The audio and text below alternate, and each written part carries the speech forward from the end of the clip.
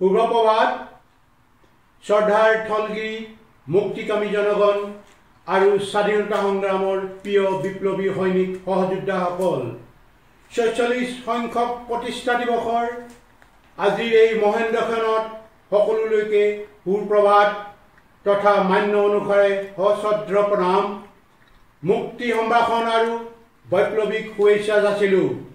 এই আপাহতে ইয়াণ্ডাবু সন্ধিৰ পিছত অৰ্থাৎ পশ্চিম আকাশত স্বাধীনতা বেলি লেহেৰিয়াবৰ পৰাই যিসকল দেশপ্ৰেমিক অসম সন্তানে পাৰ্থিৱ জগতৰ মায়াসমূহ বিসৰ্জন দি নিস্বাৰ্থভাৱে জীৱন উৎসৰ্গা কৰি স্বাধীনতা পূৰ্ণ প্ৰতিষ্ঠাৰ অবিনাশী সংগ্ৰামৰ ধাৰাত অধিক সাৰুৱা কৰি গ'ল, সেইসকল অমৰ মৃতকক সংগঠনৰ হৈ গভীৰ শ্ৰদ্ধাঞ্জলি জনোৱাৰ লগতে তেওঁলোকৰ পৰিয়ালবৰ্গলৈ আন্তৰিক সমবেদনা জ্ঞাপন কৰিছোঁ। মুক্তি বিপ্লৱৰ এই দীঘলীয়া পৰিক্ৰমাত অসমবাসীৰ লগতে পশ্চিমা দক্ষিণ পূব এছিয়া স্বাধীনতাপ্ৰিয় জনগণ শুভাকাংক্ষী আৰু সমভাপন্ন বিপ্লৱী সংগঠনসমূহে বিভিন্ন সময়ত ভিন্ন প্ৰকাৰে আগবঢ়োৱা ত্যাগ তিতিক্ষা অকুণ্ঠ সহায় সহযোগিতা দিহা পৰামৰ্শ আৰু উৎসাহ উদ্দীপনাৰ বাবে আজি এই পৰম পবিত্ৰ মুহূৰ্তত আমাৰ সংগঠনে তেখেতসকলক কৃতজ্ঞচিতে তথা শ্ৰদ্ধাপূৰ্ণভাৱে সুঁৱৰিছোঁ। অসমৰ বুৰঞ্জীপাতত আজিৰ এই ৭ এপ্ৰিল পবিত্ৰ দিনটো কেৱল মাত্ৰ সংযুক্ত মুক্তি বাহিনী অসম সংগঠনৰ বাবেই নহয়, নজহা নপমা থলগিৰি জাতিটোৰ বাবে এই দিনটো স্মৰণীয় গুৰুত্বপূৰ্ণ আৰু ঐতিহাসিক দিন। যোৱা ৪৫টা বছৰে সীমাহীন ঘাত প্ৰতিঘাত উত্থান পতন তথা পথ পৰিৱৰ্তনৰ মাজেদি আহি খামদাত অসম সন্তানসকলৰ অহোপুৰুষাৰ্থত বৰ্তমানো ৰাজহাৰ পোন কৰি বটবৃক্ষৰ দৰে থিয় হৈ আছে আমাৰ সংগঠন, য'ত প্ৰতিজন মুক্তিযোদ্ধাই হাড়ে হিমুজুৱে জাতীয় প্ৰেম আৰু স্বদেশানুৰাগৰ দায়বদ্ধতাত অতি নিষ্ঠাৰে সন্মিলিত সহস্ৰ জাতীয় মুক্তি বিপ্লৱৰ সংকল্প শত শত অমৰ মৃতকৰ আত্মবলিদান আৰু পৰাধীনতাত পিষ্ট জাতীয় আশা আকাংক্ষা বৰলুইতৰ দৰে প্ৰবাহমান গতিক ত্বৰান্বিত কৰাৰ স্বাৰ্থত সৰ্বোচ্চ উজাৰি সেৱা আগবঢ়াই আহিছে। পুৰণি দিনৰ তিতা মিঠা স্মৃতি আশা ভৰসা পোৱা নোপোৱা আৰু হেৰুৱা এই সকলোবোৰেই দৰাচলতে আমাক নতুন দিনৰ বাবে অপুৰন্ত প্ৰেৰণা যোগায়। এনে পৰিপ্ৰেক্ষিতত আমাৰ বিপ্লৱী সহযোদ্ধাসকলে মুক্তি বিপ্লৱৰ কণ্টাকীৰ্ণ পথত আৰোহণ কৰা বিচিত্ৰ অভিজ্ঞতাখিনি নিত্য নতুন উৎপাদনশীল আঁচনিৰ জৰিয়তে ইয়াৰ নিপুণ আৰু নিখুঁত ৰূপায়ণৰ হেতুকে শাৰীৰিক মানসিকভাৱে সাজু হৈ আত্মপ্ৰত্যয় আৰু আত্মদৃঢ়তাৰে আজিৰ পৰা টঙালি বান্ধিব লাগিব। প্ৰিয় সহযোদ্ধা তথা মুক্তিকামী জনগণ, বুৰঞ্জীয়ে ঢুকি পোৱা দিনৰে পৰা অসমৰ সমাজ সভ্যতা ভাষা সংস্কৃতি আচাৰ নীতি আদি একক আৰু অনন্য। তাৰোপৰি নিষ্ঠুৰ সময়ৰ কোবাল সোঁতত হেৰুৱাই নোযোৱা অদম্য সাহস বুৰঞ্জীৰ উজ্জ্বল দৃষ্টান্ত আৰু জাতি জনগোষ্ঠীৰ তথা ভাষা ভাষীৰ এক মিলনভূমি এখন অতুলনীয় অসম দেশ, য'ত থলগিৰি জাতি জনগোষ্ঠীৰ একোটা প্ৰজন্মৰ পিছত প্ৰজন্মৰ বুকুত টক বগাই আছে স্বদেশ স্বজাতিৰ ঐতিহ্য আৰু গৰিমা। প্ৰাক ঐতিহাসিক কামৰূপ অৰ্থাৎ পৰৱৰ্তী কালত অসম এখন স্বাধীন দেশ হিচাপে সগৌৰৱেৰে বৰ্তি আছিল। খ্ৰীষ্টপূৰ্ব ৪০০ শতিকাত চন্দ্ৰগুপ্ত মৌৰ্য আৰু অশোকৰ ৰাজত্ব কালত তথাকথিত ভাৰতৰ অধিকাংশ স্বতন্ত্ৰ ৰাজ্যই বিশাল মগধ সাম্ৰাজ্যৰ ভিতৰত অন্তৰ্ভুক্ত হৈছিল, যদিও কামৰূপ বা প্ৰাগজ্যোতিষপুৰ অৰ্থাৎ অসমৰ সেই মগধ সাম্ৰাজ্যৰ ভিতৰত সোমাবলৈ সক্ষম হোৱা নাছিল। তাৰ পিছত পৰাক্ৰমী মোগল শাসকসকলে পঞ্জাবৰ পৰা আৰম্ভ কৰি বংগলৈকে সমগ্ৰ তথাকথিত ভাৰতবৰ্ষক কেনেকৈ শাসন কৰিলে তাৰ ইতিবৃত্ত বুৰঞ্জীত সবিস্তাৰে উল্লেখ আছে। কিন্তু ঐতিহাসিক চাৰিপিঠ সামৰি সুতৰি অসমে অশেষ ত্যাগৰ বিনিময়ত ৭০ বাৰকৈ মোগলক পৰাভূত কৰি ইয়াৰ ভৌগোলিক স্বতন্ত্ৰতা আৰু নিজৰ স্বাধীনতা ৰক্ষা কৰিছিল। আজিও মহম্মদ বিন নিক্তাৰ খিলাজীৰ পৰাজয়ৰ স্বাক্ষৰ উত্তৰ গুৱাহাটীত কানাই বৰশী বোৱা শিলত খোদিত আছে। এই কথা অসমক বুৰঞ্জী ভাল পোৱা প্ৰতিজন ব্যক্তিয়ে জানে। উল্লেখনীয় যে তাৰ পৰৱৰ্তী সময়ছোৱাত স্বাধীন চিতিয়া ঢলগিৰি সেনাৰ শৌৰ্য সাহস দৃঢ়তা তথা প্ৰথাগত ৰণকৌশলৰ পূৰ্ণ উজ্জ্বলি উঠিছিল শৰাইঘাটৰ ৰণত। ঐতিহাসিক দৃষ্টিকোণৰ পৰা বিচাৰ কৰিলে আমি পাওঁ খ্ৰীষ্টপূৰ্ব ২০০ৰে পৰা ১৮২৬ চনলৈকে প্ৰায় ২০০০ বছৰ পুৰণি স্বকীয় পৰিচৰে সমৃদ্ধ অসম এখন স্বাধীন দেশ হৈ ব্ৰতি আছিল, যিটো অসমৰ জাতীয় জীৱনৰ বাবে সবাতোতকৈ উল্লেখযোগ্য ঘটনা হিচাপে আজিও পৰিগণিত। ব্ৰিটিছ আৰু ব্ৰহ্মদেশৰ মাজত স্বাক্ষৰিত ইয়াণ্ডাবুৰ সন্ধিৰ ২ নং অনুচ্ছেদ উভয় পক্ষই স্পষ্টকৈ অসম ভূখণ্ডৰ সাৰ্বভৌম স্বাধীনতাক মান্যতা প্ৰদান কৰাৰ লগতে এই সন্ধিপত্ৰ মৰ্মে অসমত কাৰো দখল স্বত্ব সাব্যস্ত হোৱা নাছিল। ১২০৬ চনত তদানীন্তন কামৰূপৰ ৰজা পৃথুৰ হাতত বখতিয়াৰ খিলিজীয়ে পৰাজয় বৰণ কৰাৰে পৰা ১৬৮১ চনলৈকে মহাপৰাক্ৰমী মোগলসকলে কেইবাবাৰো আক্ৰমণ কৰিও অসম দখল কৰিব নোৱাৰিলে। আনকি ব্ৰিটিছৰ ১২১ বছৰীয়া শাসনেও আমাৰ ঠলগিৰি জাতি জনগোষ্ঠীৰ স্বকীয় ঐতিহ্য গৰিমা মান কৰিব পৰা নাছিল। কিন্তু ভাৰতৰ ভুৱা স্বাধীনতাৰ পৰৱৰ্তী সময়ৰ পৰা একাংশই উদ্দেশ্যপ্ৰণোদিতভাৱে ধৰ্মীয় কল্পকাহিনীৰ আধাৰত আৰু বিভ্ৰান্তিকৰ কিছুমান বাগধাৰাৰ সৃষ্টি কৰি সহজ সৰল জনতাক বুৰঞ্জীৰ প্ৰকৃত সত্য উপলব্ধিৰ পৰা চিৰদিন আঁতৰাই ৰাখিবলৈ বিচাৰে। অতি পৰিতাপৰ বিষয় যে ধৰ্মৰ নামত কুটিল ৰাজনীতি কৰা একাংশ তথাকথিত ভাৰত ৰাষ্ট্ৰৰ অখণ্ডতাৰ গুণানুকীৰ্তন কৰা সততে পৰিলক্ষিত হয়। তেওঁলোকলৈ আমাৰ দ্বিধাহীন আহ্বান, কিয়নো কেৱল ধৰ্মই এটা জাতিৰ পৰিচয় হ'ব নোৱাৰে। সেই অনুসাৰে ব্যক্তি যি ধৰ্ম সম্প্ৰদায়ৰ নহওক কিয় ধৰ্মান্ধতা আৰু মনৰ কলুষতা দূৰ কৰাটোৱেই নিতান্ত প্ৰয়োজন। পৃথিৱীৰ ক'তো ধৰ্মীয় আৱেগ অনুভূতিক দোহাই দি স্বাধীনতা বিসৰ্জন দিয়াৰ উদাহৰণ নাই। ইউৰোপীয় ইউনিয়নৰ অন্তৰ্ভুক্ত প্ৰায়বোৰ দেশ খ্ৰীষ্টান ধৰ্মাৱলম্বী। তদুপৰি তেওঁলোকৰ পবিত্ৰ ধৰ্মগ্ৰন্থ বাইবেল হোৱা স্বত্তেও প্ৰত্যেকে প্ৰত্যেকৰ সাৰ্বভৌম স্বাধীনতা অক্ষুণ্ণ ৰাখিছে। ঠিক একেদৰে মধ্যপ্ৰাচ্যৰ দেশসমূহ ইছলাম ধৰ্মাৱলম্বী, অথচ কোনো এখন দেশে ধৰ্মৰ নামত সাৰ্বভৌমত্বক বিসৰ্জন দিয়াৰ প্ৰয়োজন বোধ কৰা নাই।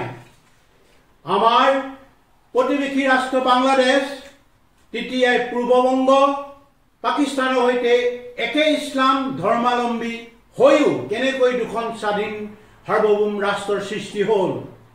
নেপাল এখন হিন্দু ৰাষ্ট্ৰ বসতি প্ৰধান হৈ ভাৰতৰ লগত প্ৰতিবেশী সুলভ মৰ্যাদাৰে আজিও স্বাধীন সাৰ্বভৌম ৰাষ্ট্ৰৰ ধ্বজা উৰুৱাই আছে। অতি তাৎপৰ্যপূৰ্ণভাৱে কুটিল ষড়যন্ত্ৰৰ অংশ হিচাপে ভাৰতীয় জাতীয় কংগ্ৰেছ আৰু ভাৰতীয় জনতা পাৰ্টি দল দুটাৰ উপৰিও ৰাজনৈতিক মুনাফা আদায়ৰ বাবে অসমৰ স্বাৰ্থ পৰিহাৰ কৰি ভাৰতীয় স্বাৰ্থত বৰ্তি থকা তথাকথিত জাতীয়তাবাদী ৰাজনৈতিক দল তথা সামাজিক সংগঠনসমূহে আজি কোপতি ঠলগিৰি জাতি জনগোষ্ঠীৰ জনগাঁথনিত বৈশিষ্ট্য নোহোৱা কৰিবলৈ অভাৰতীয় প্ৰৱজন অব্যাহত ৰাখিছে। আনকি বুৰঞ্জী প্ৰসিদ্ধ স্বাধীন জাতিৰ সুস্পষ্ট ভৌগোলিক পৰিসীমাৰ ওপৰত থাকিবলগীয়া যি কৰ্তৃত্ব অসমৰ ক্ষেত্ৰত ঔপনিৱেশিক শাসকবৰ্গই পৰ্যায়ক্ৰমে তাকো নাইকিয়া কৰিলে। শেহতীয়াকৈ হিন্দুস্তান পক্ষৰুল তুলি নতুনকৈ প্ৰণয়ন কৰা শিক্ষানীতিয়ে থলগিৰি জাতি জনগোষ্ঠীৰ হাতামপুৰুষীয়া সংস্কৃতিক পৰিচয় নিবাসন দিয়াটো নিশ্চিত। ঔপনিৱেশিক ভাৰত ভূখণ্ডৰ বৰ্তমানৰ যি বিশাল পৰিসীমা, ভাৰত বুৰঞ্জীৰ পাতত ইয়াক বিচাৰি পোৱা নাযায়। তদানীন্তন ব্ৰিটিছ শাসকসকলে চল চাতুৰিয়ে 555খন সৰু বৰ স্বতন্ত্ৰ ৰাজ্যসমূহক ঔপনিৱেশিক স্বাৰ্থত সংলগ্ন কৰি কৃত্ৰিম ভাৰতৰ প্ৰশাসনিক পৰিকাঠামো নিৰ্মাণ কৰিছিল। গুজালি মেলাৰ দৰে ক্ষমতা হস্তান্তৰৰ পৰৱৰ্তী কালত হিন্দী বলয়ৰ ৰাজনৈতিক নেতাসকলে ন্যায্য স্বাৰ্থৰ আজিকোপতি অবৈধভাৱে দখলী স্বত্ব অব্যাহত ৰাখিছে। অসমৰ গৌৰৱোজ্জ্বল অতীত আৰু বৰ্তমানৰ পৰিৱৰ্তিত অধোমুখী প্ৰতিচ্ছবিখনৰ পূৰ্বৰ বেলিটোৰ দৰে চিৰন্তন শস্য, তাক কোনেও অস্বীকাৰ কৰিব নোৱাৰে। তৎসত্ত্বেও অসমৰ সন্মানীয় বিজ্ঞ সমাজে জনগণৰ সন্মুখত প্ৰকৃত সত্য উন্মোচন কৰিবলৈ সাহস নকৰাটোৱেই সাঁথৰৰ নিচিনা। তাৰ বিপৰীতে একাংশই ন্যায্য প্ৰাপ্তিৰ মুক্তি সংগ্ৰামক অৱজ্ঞাসূচক মন্তব্য বা উপলুঙা কৰিহে সন্তুষ্টি পায়। এই ধৰণৰ বিক্ষিপ্ত চিন্তা চৰ্চাৰ সন্মিলিত সহস্ৰ জাতীয় মুক্তি বিপ্লৱৰ অবিচ্ছেদ্য অংশ বুলি গণ্য কৰোঁ। তথাপিও যোগাত্মক সমালোচনাক স্বাগতম জনাই আমি আমাৰ জাতীয় দায়িত্ব আৰু কৰ্তব্য নিষ্ঠাৰে পালন কৰিম। এইটো অনস্বীকাৰ্য যে নানানটা সমস্যাৰে জৰ্জৰিত থলগিৰি জাতিটোৰ ভয়াৱহ দুঃসময়ৰ মাজেৰে অগ্ৰসৰ হৈছে। তাৰ পিছতো সচেতন নাগৰিক সমাজ, জাতীয় দল সংগঠন আদি অতি সম্প্ৰতি মৌন নিবাস। অথচ আছাম বৈৰী ভাৰত ৰাষ্ট্ৰৰ পাৰিতোষিকৰ আশাত অহৰহ বৌদ্ধিক আক্ৰমণৰ জৰিয়তে অসমৰ স্বৰ্ণশোধিত বুৰঞ্জীক বিকৃতকৰণৰ দ্বাৰা নৱপ্ৰজন্মক ভাৰত আৰু ভাৰতীয় পৰিচয়বাদী ধ্যান ধাৰণাৰে গঢ়ি তোলাৰ জোৰদাৰ প্ৰয়াস চলিছে। ইয়াৰ উদ্দেশ্য একেবাৰে স্পষ্ট, অসমৰ থলগিৰি জাতি জনগোষ্ঠীসমূহক ছিন্নমূল জাতিত পৰিণত কৰা। ঠিক একেদৰে একাংশই আকৌ চহকী জাতিৰ ভাষা সংস্কৃতি, প্ৰথাগত ৰীতি নীতি সমুদায় নিজস্বতাক দলিয়াই গুজৰাট, বিহাৰ বা উত্তৰ প্ৰদেশক অন্ধভাৱে অনুকৰণ কৰাত লাগিছে। আনহাতে দখলদাৰী ভাৰত ৰাষ্ট্ৰৰ স্থাপকসকলে এবুৰি জ্বলন্ত সমস্যাক তল পেলাবলৈ কেৱল গোষ্ঠী, সম্প্ৰদায়, ধৰ্ম, বৰ্ণ, খাদ্য, অখাদ্য, এগৰাকী মাতৃয়ে সন্তান জন্ম দিয়া আদিলৈকে নিম্নমানৰ বাগধাৰা সৃষ্টি কৰি আপামৰ জনতাক দিল্লীৰ আগ্ৰাবাহী ৰাজনৈতিক নেতাৰ ক্ৰিয়নক সজোৱাত উঠি পৰি লাগিছে। এই প্ৰেক্ষাপটত জাতীয় মূল্যবোধক ৰক্ষা কৰা আৰু শক্তিশালী সত্যৰ পক্ষত দায়বদ্ধ হৈ প্ৰত্যেকৰে জ্ঞান বুদ্ধিৰে দৃষ্টান্তমূলক ভূমিকা ল'বলৈ সমাজৰ বিবেক স্বৰূপ বুদ্ধিজীৱী, শিল্পী, সাহিত্যিক, দল সংগঠন আৰু ভিন্ন ভিন্ন পেছাত জড়িত সকলোকে বিনম্ৰভাৱে আহ্বান জনালোঁ। নহ'লে বাস্তৱিকতে পৰিলক্ষিত হোৱা দায়িত্ববোধহীনতাৰ মৰ্মান্তিক ছবিখনে পৰোক্ষভাৱে সমাজখন জহি কহি যোৱাত সহায় কৰিব।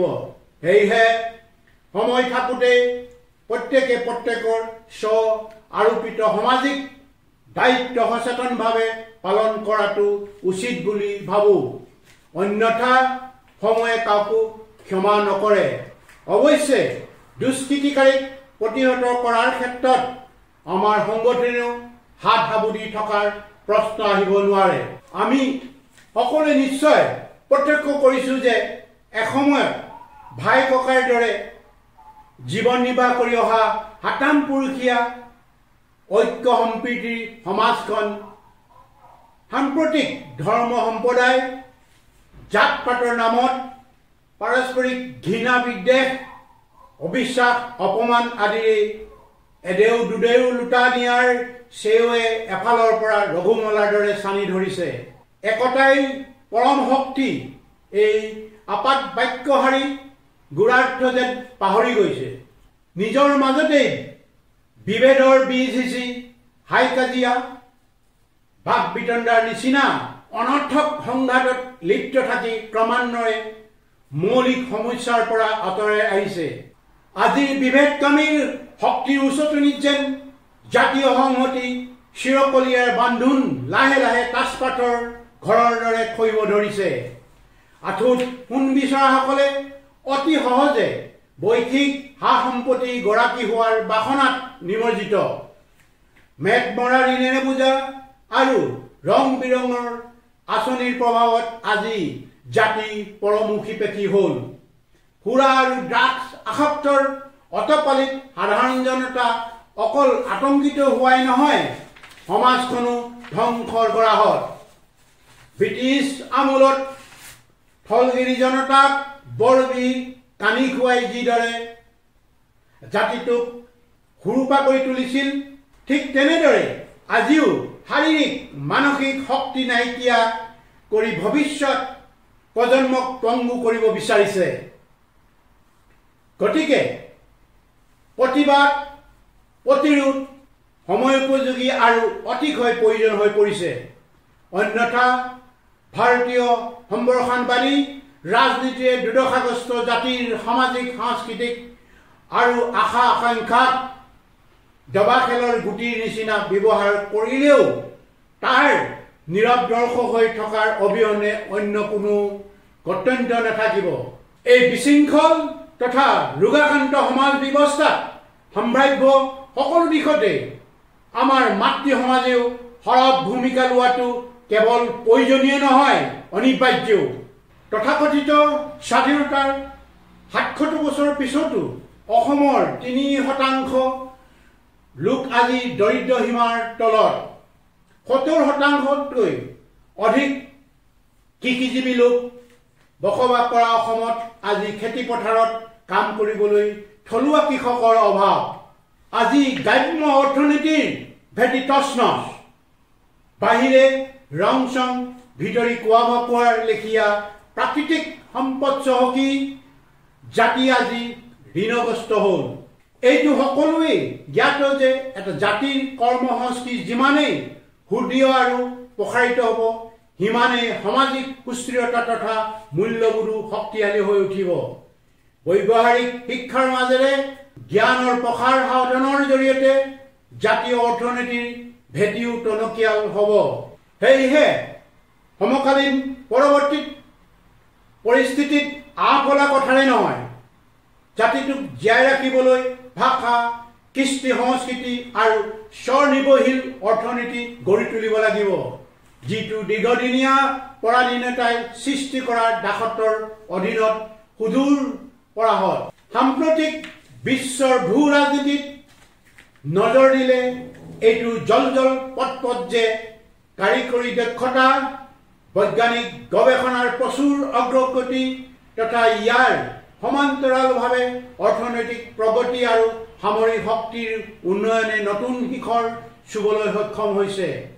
তথ্য প্ৰযুক্তিৰ অত্যাধিক নিৰ্ভৰশীলতাৰ লগত একোটা জাতিৰ সৰ্বাত্মক উন্নয়ন আৰু প্ৰতিৰক্ষা বিজ্ঞানৰ সন্তুলন সাধন অতিশয় দৰকাৰী, য'ত নিহিত আছে স্বাধীন মৰ্যাদাপূৰ্ণ জাতিৰ ভৱিষ্যত সুন্দৰ আৰু সুৰক্ষিত কৰি ৰখাৰ চাবিকাঠি।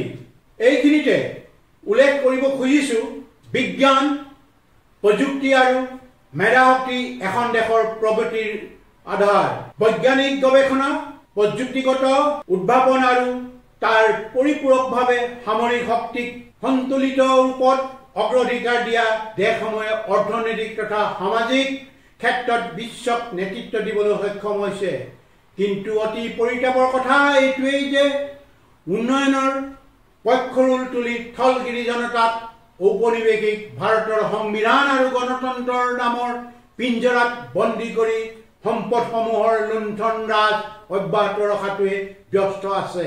অসম মুলুকৰ লগতে সমগ্ৰ পশ্চিম দক্ষিণ পূব এছিয়াৰ অঞ্চলত থকা প্ৰচুৰ খনিজ সম্পদ, প্ৰাকৃতিক সম্ভাৰ আৰু মানৱ সম্পদক কেৱল মাত্ৰ ভৌগোলিক কৌশলগত অৱস্থানৰ প্ৰতি হেনচকু ৰাখিহে দখলদাৰীৰ ভাৰত ৰাষ্ট্ৰই ব্যৱহাৰ কৰি আছে।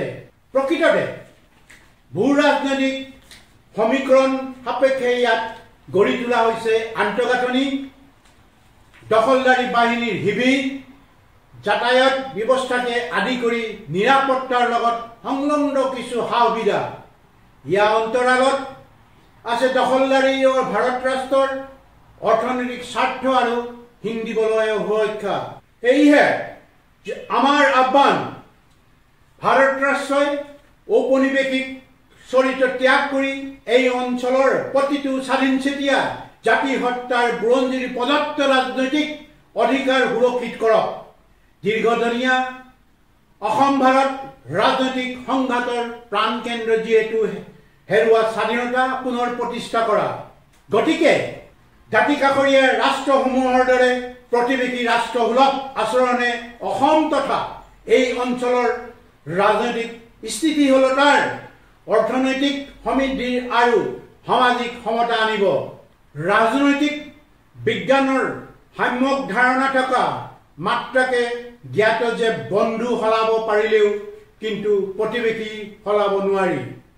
কোনো স্বাধীন দেশ বা জাতিয়ে কাৰো আধিপত্য কেতিয়াও মানি নলয়।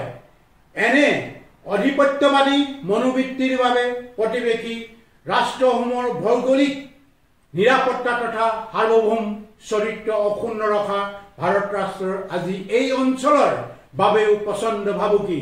সেয়েহে নিজৰ মাতৃভূমিক ৰক্ষাৰ বাবে মুক্তিযোদ্ধাসকলে শত্ৰুৰ স্বৰূপ বুজি সহস্ৰ প্ৰতিৰোধী আৰযুঁজত ব্ৰতী হৈছে।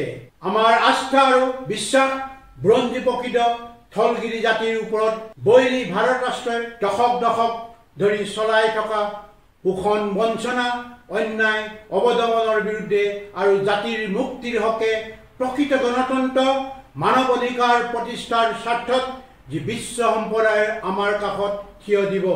সম্প্ৰতি আমাৰ পশ্চিমা দক্ষিণ পূব এছিয়া অঞ্চলৰ বিশেষকৈ অসমৰ দাঁতিকাষৰীয়া পাহাৰীয়া অঞ্চলসমূহত থলগিৰি জনগণৰ মাজত সীমাক লৈ সংঘৰ্ষ, উত্তেজনা, উৎকণ্ঠাৰ নিত্য নতুন খবৰ। এই ক্ষেত্ৰত সকলোৱে বুজাটো উচিত যে দখলদাৰী ৰাষ্ট্ৰই উদ্দেশ্যপ্ৰণোদিতভাৱে সৃষ্টি কৰা আৰু সময়ে সময়ে সাৰ পানী যোগাই অহা নহয়। এই ক্ষেত্ৰত সকলোৱে বুজাটো উচিত যে দখলদাৰী ৰাষ্ট্ৰৰ উদ্দেশ্যপ্ৰণোদিতভাৱে সৃষ্টি কৰা আৰু সময়ে সময়ে সাৰ পানী যোগাই অহা এনে সমস্যাবোৰ কাহানিও সমাধান নকৰে। কিয়নো এই অঞ্চলৰ ন্যায্য প্ৰাপ্তিৰ বাবে অব্যাহত থকা মুক্তিৰ বিপ্লৱে যাতে উমৈহতীয়া ৰূপ ল'ব নোৱাৰে, তাৰ বাবে বিভাজনৰ ৰাজনীতিৰ সংঘাতৰ সূত্ৰপাত ঘটাই আৰু নিজৰ ঔপনিৱেশিক স্বাৰ্থ সুৰক্ষাৰ্থে ইয়াক জটিলৰ পৰা জটিলতাৰ কৰি তুলিছে। আমাৰ দৃঢ় বিশ্বাস অদূৰ ভৱিষ্যতে বিপ্লৱী নেতৃত্বই ইয়াৰ গ্ৰহণযোগ্য স্থায়ী সমাধান সম্ভৱ কৰি তুলিব পাৰিব। আজিৰ পৰা ৪৫ বছৰ আগতে যিসকল সমাজ সচেতন ব্যক্তিৰ প্ৰচেষ্টাত স্বাধীন সাৰ্বভৌম অসম প্ৰতিষ্ঠাৰ লক্ষ্যৰে প্ৰগতিশীল জাতীয়তাবাদৰ ভিত্তিত অসমৰ মাটি, পানী, বায়ুৰ লগত খাপ খোৱাকৈ বিজ্ঞানসন্মত সমাজবাদ আদৰ্শৰ আধাৰত এই সংগঠনটো গঢ়ি উঠিছিল, যাৰ জৰিয়তে অসমৰ দীৰ্ঘদিনীয়া জাতি সমস্যাৰ আকু সমাধানৰ উপৰি জাতি সংগঠন প্ৰক্ৰিয়াৰ সুদৃঢ় কৰাৰ বাস্তৱবাদী চিন্তাধাৰাৰ আলোকত গঠিত সংগঠনটো আজিও ঘোষিত লক্ষ্য উদ্দেশ্যত অবিচল থাকিবলৈ সক্ষম হৈছে। আকৌ এইদৰে পাহাৰ সম দৃঢ়তাৰে সংকল্প ল'ব লাগিব যে স্বাধীন মনা জাতিৰ জনতাই স্বদেশ স্বজাতিৰ ন্যায্য ৰাজনৈতিক অধিকাৰ পূৰ্ণ প্ৰতিষ্ঠাৰ হকে হাঁহি হাঁহি মৃত্যুবৰণ কৰিব পাৰে। কিন্তু পৰাধীনতা কেতিয়াও মানি নলয়। আমাৰ দৃঢ় বিশ্বাস এই প্ৰাসংগিক চিন্তাধাৰাক যুদ্ধবাজ ভাৰত ৰাষ্ট্ৰই মিছাইলেৰে আক্ৰমণ কৰিলেও সলনি কৰিব নোৱাৰে।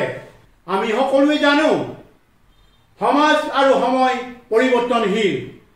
ড্ৰাইডনৰ সূত্ৰমতে পৰিৱৰ্তিত পৰিস্থিতিত খাপ খুৱাব নোৱাৰিলে নিজৰে বিলুপ্তি ঘটিব। ইয়াৰ অৰ্থ এইটো নহয় যে আমি পৰিৱৰ্তনৰ ধামমুখীয়াৰ মাজত জাতিটোৰ স্বকীয়তাক বিসৰ্জন দি পাহৰি যাম নিজৰ আত্মপৰিচয় কিংবা গৰিমা মৰ্যাদা। বৰঞ্চ জাতীয় স্বাৰ্থত আঘাত সানিব বিচৰা সকলো দুষ্কাৰ্যৰ বিৰুদ্ধে হাত উজান দিয়াৰ পৰিৱৰ্তে প্ৰয়োজন সামৰিক প্ৰতিকাৰ। নহ'লে পৰিৱৰ্তনৰ ধামমুখীয়াৰ মাজত জাতি জীয়াই নাথাকিব। জাতিৰ অস্ত্ৰৰ সংকটে এনেকৈ পোখা মেলিছে যে চাকৰি বাকৰি ব্যৱসায় বাণিজ্য আনকি মাটি ভেটিও বহিৰাগতৰ বনিয়াই হস্তগত কৰিলে। সুৱদিহুৰীয়া ভাষা বাৰে বহনীয়া সংস্কৃতি আৰু নিজস্ব অৰ্থনীতি নাথাকিলে জাতীয় পৰিচয় সুৰক্ষিত হ'ব কেনেকৈ? আমি সকলোৱে ভবা উচিত। এই ক্ষেত্ৰত প্ৰতিবাদী বজ্ৰকণ্ঠৰ আৱশ্যকতাৰ বিষয়ে সকলোৱে উপলব্ধি কৰাত অসুবিধা নহ'ব বুলি ভাবোঁ। যিদৰে পশ্চিম এছিয়াৰ গাজা অঞ্চলত ইজৰাইলী সেনাবাহিনীৰ আক্ৰমণত পেলেষ্টাইনীসকল নিজ ভূমিতে আজি সৰ্বশান্ত। ইয়াৰ অন্যতম কাৰণ হ'ল ২০ শতিকাৰ আৰম্ভণিতে যেতিয়া ইহুদীসকলে পেলেষ্টাইনলৈ আহিবলৈ ধৰে, তেতিয়া পেলেষ্টাইনীসকলে দূৰদৰ্শী চিন্তাৰে পৰিণামৰ কথা নাভাবি ইহুদীসকলৰ ওচৰত নিজৰ মাটি ভেটি বেচি শেষত গৃহহাৰা দেশহাৰা হ'বলৈ বাধ্য হ'ল। ঠিক তেনে ঘটনাৰ পুনৰাবৃত্তি অসমৰ মুলুকত যেন নঘটিব বা তাৰ নিশ্চয়তাৰ কোনো দিব নোৱাৰে, কাৰণ ইতিমধ্যেই ঘটি গৈছে। এইকাৰণে কোৱাৰ প্ৰয়োজন বোধ কৰিছোঁ, কিয়নো যিটো হাৰত বহিৰাগতৰ বনিয়াৰ ওচৰত থলগিৰিয়ে মাটি ভেটি বিক্ৰী কৰি আছে, হয়তো অসমো এদিন পেলেষ্টাইনীৰ দৰে দুৰ্দশা হ'ব। শ্ৰদ্ধাৰ মুক্তিকামী জনগণ, স্বদেশ স্বজাতিৰ ন্যায্য প্ৰাপ্তি অধিকাৰৰ বিচাৰি কৰা স্বাধীনতাৰ সংগ্ৰাম কেতিয়াও অপৰাধ হ'ব নোৱাৰে। অসমৰ থলগিৰি জনতাই ৰাজপথৰ সংগ্ৰামৰ জৰিয়তে আজিলৈকে যিখিনি অৰ্জন কৰিলে, সেয়াই একোখন প্ৰতাৰণা দলিল হিচাপে আখ্যায়িত হ'ল। ১৯৮৫ চনত স্বাক্ষৰিত অসম চুক্তি তাৰ উৎকৃষ্ট উদাহৰণ। গতিকে সমস্যাবোৰ হ'ল অসমৰ সম্পদবোৰ উপনিৱেশিক ভাৰত ৰাষ্ট্ৰৰ। এইটো কেতিয়াও হ'ব নোৱাৰে, কোনেও মানি ল'ব নোৱাৰে। এনে প্ৰেক্ষাপটত নিভাজ দেশপ্ৰেম বস্তুনিষ্ঠ যুক্তিকতাৰে বিচাৰ বিশ্লেষণ কৰি আগবঢ়াৰ সময় সমাগত। অন্যথা নিলুপ্ততাৰ বাবে ভৱিষ্যতৰ প্ৰজন্মৰ ওচৰত সকলোৱে জবাবদিহি হ'ব লাগিব। সামৰিক স্বাৰ্থসিদ্ধিৰ বাবে ভাৰতীয় উপনিৱেশিক দাসত্বই যদি আমাৰ মানসিকতা হয়, তেতিয়াহ'লে গৰিমামণ্ডিত জাতি হিচাপে হেৰুৱাবলৈ একো নাথাকিব। যি জাতিয়ে বিজ্ঞান মনস্কতাক আৰু প্ৰগতিশীল জাতিৰবাদীৰ চিন্তা চেতনাৰে মূৰ তুলি জীয়াই থাকিবলৈ শিকে, সেই জাতিৰ সমৃদ্ধিক কোনো শক্তিয়ে বাধা দি ৰাখিব নোৱাৰে। আমি আশাবাদী স্বাধীনতা প্ৰিয় জনতাই বাস্তৱতাক অনুধাৱন কৰি গভীৰ নিদ্ৰাৰ পৰা সাৰ পাই উঠিব আৰু জাতিৰ হিতৰ বাবে একোজন সংগ্ৰামী যুঁজাৰুৰ ৰূপত নিজকে অৱতীৰ্ণ কৰিবলৈ শিকিব। সন্মুখৰ পথ পৰিক্ৰমা যিমানেই দীঘলীয়া আৰু প্ৰত্যাহ্বানমূলক নহওক কিয়, আমি নীতি আদৰ্শত সদায় অবিচল হৈ থকাটো অতি গুৰুত্বপূৰ্ণ। স্বদেশৰ এই ক্ৰান্তিকালত বুৰঞ্জীৰ নিৰ্দেশত সত্যৰ পথ মাউসে আগুৱাই যোৱাটোৱেই অতিকৈ গুৰুত্বপূৰ্ণ। কাৰণ যিকোনো বিপ্লৱৰ পৰিপূৰকভাৱে মুক্তিকামী জনতাৰ চিন্তা চেতনাৰো বৈপ্লৱিক পৰিৱৰ্তনৰ দৰকাৰ। সদৌ শেষত পুনৰ অসম তথা পশ্চিমা দক্ষিণ পূব এছিয়া অঞ্চলৰ সমূহ মুক্তিকামী জনগণৰ উপৰিও স্বাধীনতাপ্ৰিয় বিপ্লৱী দল সংগঠনৰ সমূহ প্ৰতিগৰাকী সন্মানীয় নেতা নেত্ৰী আয়োগ অনায়োগ বিষয়া তথা সতীৰ্থলৈকে প্ৰতিষ্ঠা দিৱসৰ বৈপ্লৱিক অভিনন্দন জ্ঞাপন কৰিলোঁ। লগতে মান্য অনুসাৰে ঠলগিৰি জনগণৰ নৱবৰ্ষ আৰু বাপুতিসাহোন ডাঙৰি বিহুৰ নিৰ্মল সেৱা উলগ তথা শুভেচ্ছা যাচিলোঁ। এই সুবাদতে ঠলগিৰি জনগণৰ মহামিলনৰ আখৰাতলী ৰঙালী বিহুৰ ঐক্য সম্প্ৰীতিয়ে বহুধা বিভক্ত ঠলগিৰি জাতি জনগোষ্ঠীসমূহক একতাৰ দোলেৰে মেৰাই লৈ অসমৰ হেৰুৱা স্বাধীনতাৰ পুনৰ প্ৰতিষ্ঠা কৰিবলৈ মহাশক্তিলৈ ৰূপান্তৰ কৰি আহক। আমি ঐক্যবদ্ধভাৱে শৰাইঘাটৰ শেষ ৰণক নিজকে নিয়োজিত কৰোঁ। স্বাধীন সাৰ্বভৌম অসম পুনৰ প্ৰতিষ্ঠাৰ ঠলগিৰি জাতি জনগোষ্ঠী সুৰক্ষিত ভৱিষ্যত আৰু সমমৰ্যাদা সহকাৰে জীৱন নিৰ্বাহৰ বাবে ঔপনিৱেশিক অপশক্তিক পৰাভূত কৰোঁ। ধন্যবাদ। জয় আই অসম, জয় আই অসম, জয় আই অসম। আপোনাৰ মঞ্চ, আপোনাৰ কণ্ঠ, চানমুন অসম।